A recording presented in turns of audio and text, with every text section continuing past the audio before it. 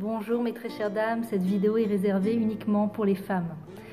J'aimerais aujourd'hui, comme un geste symbolique de la puissance divine, vous présenter ce livre donc, que Dieu m'a permis d'écrire, et moi dans tout ça, que vous pouvez trouver sur Amazon.fr ou dans les cours de Myriam Metoudi si vous avez la chance d'y être, ou bien encore sur bbooks.co.il qui livre dans tout Israël, et chez Vice Versa et chez Galia à Jérusalem.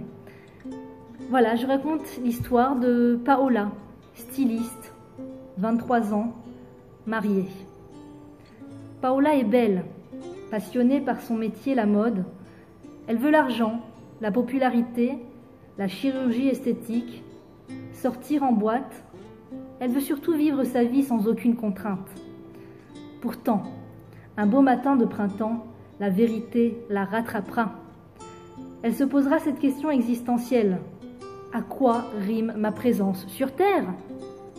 Une histoire intense, une histoire vraie, une histoire sans complaisance, pleine d'humour, d'amour et d'espoir. Merci à Martine Sroussi pour le résumé. Eh bien, voilà, ce livre m'est sorti comme un chant, un cri, un poème. Chacun le lira à sa manière. Et il m'est apparu, vraiment, il est sorti de moi quand j'étais dans cette période de cheminement entre cette effervescence des médias, de la mode, de la consommation, vers ce cheminement de questionnement intérieur, de chercher des réponses aux questions cruciales de la vie, de se dire, de réaliser un matin que non, tout ne peut pas tourner autour de ça, c'est pas possible, il y a autre chose dans cette vie. Et voilà, c'est tout mon cheminement en fait. Je vais vous lire un petit texte je vais tenter de vous montrer un petit peu le paradoxe entre ces deux mondes. Voilà, ça commence comme ça. Styliste, 23 ans, mariée. La mode est ma passion. Mais j'en ai d'autres. La décoration d'intérieur, les romans, les séries, les magazines, les boutiques conceptuelles de Paris. L'aéroport me procure de l'adrénaline. J'aime les expos, les musées, la culture. Je vénère les marques, les reportages sur Lagerfeld et Marc Jacob. J'apprécie voyager. J'aime l'instabilité et instable, je veux le rester. Mon métier me permet de voyager 1 mois sur 2 à Paris pour me fournir. Ah, Paris is Paris! Colette laisse en moi un parfum enivrant. Les clients israéliens apprécient mon goût et moi, je me délecte de ma réussite créative et financière. Fidèle à Facebook et tous ces commentaires d'anciens amis retrouvés, je ne me lasse pas de lire les mails témoignant de l'admiration que l'on me porte. Mais je rêve, mon amoureux d'enfance. Je me sens belle, je me sens exister. Je ne dors pas la nuit, je sors beaucoup en boîte. Je me lève tard, je n'ai pas d'emploi du temps établi. Et cela me plaît. Aucune contrainte. Sauf le Shabbat. Je ne travaille pas. Maman a su inculquer chez nous ce jour saint. Contraignant, mais saint. Peu importe, samedi soir est vite arrivé, sauf en été. J'ai des envies et beaucoup d'ambition. Acquérir un chien, il sera mon meilleur ami. Être très riche et accessoirement populaire. Connaître les nouveautés avant tous. Lire le dernier Bec Béder et voir le dernier thriller de Kim Chapiron. Être fabuleuse. M'être réédifié le nez et teinte en blonde ne me suffit pas. Mon image doit être parfaite, comme dans les journaux. Maman ne comprend pas toujours cette course à la richesse.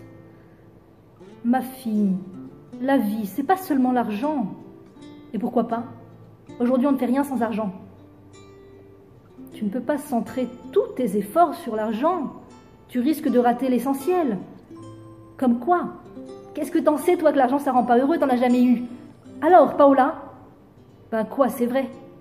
Tu n'arrives pas à comprendre que la seule chose qui m'intéresse, c'est l'argent.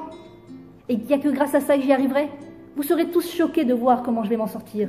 Si ma motivation vous dérange, tant pis pour vous. Ma fille, c'est dommage de penser ça. C'est dommage pour qui? Quand est-ce que tu seras fière de moi? Je n'ai pas besoin de ça pour être fière de toi. Eh ben moi si. Je serai fière de moi quand j'y serai arrivée. J'en ai marre de ne pas être comprise. Il n'y en a pas un qui sait de quoi je parle. Moi, je veux m'en sortir. Je veux y arriver coûte que coûte. Tu comprends ça? Tu comprends? D'accord, j'ai compris ma fille chérie. Allez, arrête de pleurer. Voilà, donc là je vais passer pas mal de pages où vraiment je développe sur le sujet pour vous plonger vraiment dans le côté ébullition et effervescence de la vie de cette Paola, cette petite Paola mignonne comme tout. Hein. Et je vais vous lire un texte qui est déjà après l'événement qui va changer toute la vie de Paola en fait, ce fameux événement qui va la pousser à se poser vraiment des questions vraiment cruciales. Et là on est après l'événement. Je vous lis un petit texte, par hasard. Les portes du temple. Chaque jour, lorsque j'ouvrais les portes du temple de ma penderie, la tentation était grande. C'était un duel cinglant journalier. Si autrefois me vêtir prenait généreusement de mon temps, aujourd'hui c'était le double. Rien n'était bon, tout était transparent, trop court, trop serré. Dès lors, je réalisais qu'un vêtement qui n'a pas été créé dans le but d'être décent n'est nullement décent. Un détail fera toujours défaut, comme pour témoigner qu'un mal-être subsiste. Petit à petit, ma garde-robe allait, elle également, faire un retour vers la lumière. Quotidiennement, j'établissais des sacrifices sur l'autel, des ordures. Aujourd'hui, mes miou-miou pour leurs 12 cm de talons aiguilles. Demain, ma collection de diesel si raffinée, débardeurs, pantalons, shorts, jupes légèrement mais insidieusement trop courtes, tout doit disparaître. Ces vêtements que je concevais autrefois comme les ambassadeurs de mon moi, les porte-paroles de mon identité, allaient s'évanouir pour laisser s'exprimer mon âme. La Paola mal incommodée dans les rassemblements familiaux allait consentir à me rendre ma confiance et mon assurance. Pour la première fois, paraître bien dans ma peau n'était plus mon angoisse. J'avais quelque chose de sensé à dire. Le souci de plaire à l'autre qui autrefois m'emprisonnait allait se convertir en souci de plaire à Dieu et me rendre ma liberté. Après tant d'investissements, de temps, d'argent et d'énergie dans le schmatès qui recouvrait trop peu le corps, j'allais désormais investir dans le contenu de ce corps, l'âme. Cette même âme qui n'avait guère besoin de talons pour s'exprimer, tant s'en faut. C'est la sobriété qui l'a sauvée de l'oubli. Voilà. Donc ça c'est un joli petit bouquin que je vous conseille à toutes, qui m'est sorti, voilà. Et moi dans tout ça, réflexion sur la mode, l'argent, les médias et l'âme. J'étais pas du tout partie sur une carrière d'écrivain, d'ailleurs je ne fais pas une carrière d'écrivain, mais en tout cas, entre temps j'ai écrit d'autres tomes que vous pourrez aussi trouver sur Amazon.fr, comme Et eux dans tout ça, et nous dans tout ça, qui au moment où je vous parle normalement devrait être sur Amazon ou, si Dieu veut, chez Myriam Metoudi, chez Vice Versa, Galia, bibooks.co.il. Je vous lis le petit texte sur ma vie personnelle. Livia Sarah Atlan, née en 1984, débute à 23 ans sa carrière de styliste entre Paris et Tel Aviv, avant d'être architecte en freelance. C'est en 2013, sous la Souka à Jérusalem, que son aptitude d'écrivain est née. Elle nous dévoile l'histoire de son retour vers la lumière, où comment sa flamme pour le judaïsme s'est un jour allumée pour grandir continuellement. Aujourd'hui, sa carrière de mère au foyer a pris le pas sur toute cette effervescence professionnelle et ça lui va très bien. Donc en fait, ce petit texte où j'explique que vraiment je passe de carriériste à mère au foyer en assumant vraiment mon rôle, en décidant de répondre présent à mon rôle, va donner naissance à ce deuxième livre, Et eux dans tout ça, sur l'art de l'éducation. L'art de l'éducation, ça m'est sorti vraiment aussi, encore une fois, comme un ressentiment de manque, un sentiment de manque. Le sentiment que quand on s'expose aux médias, la télé, les magazines, etc., on peut rester 1 heure devant YouTube, 1 heure devant la télé, 1 heure devant les réseaux sociaux. On n'en sort pas pour autant une meilleure maman, on n'en ressort pas forcément avec des réponses aux questions. Et moi, j'ai senti vraiment le besoin de répondre à des questions personnelles en tant que maman. Comment parler avec mes enfants, comment ne pas rentrer à chaque fois dans les mêmes disputes, les mêmes contrariétés, les mêmes colères, etc. Je voulais pas bêtement reproduire tout le temps les mêmes erreurs avec mes enfants, donc j'ai vraiment cherché des réponses dans les cours de Torah, avec les rabbinim, etc.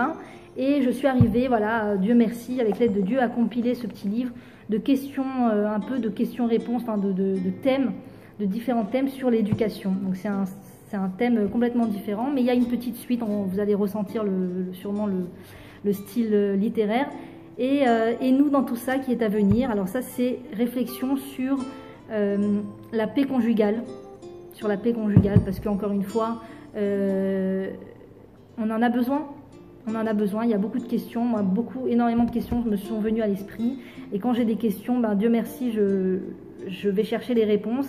Et j'ai trouvé certaines réponses qui m'ont vraiment propulsée en avant, qui m'ont vraiment aidé à comprendre ce que c'est un couple et comprendre comment parler à son mari, comment ne pas faire les mêmes erreurs tout le temps, avec quel état d'esprit regarder son couple et se lever le matin et comment voir son couple, avec quel œil, quel regard avoir sur le couple.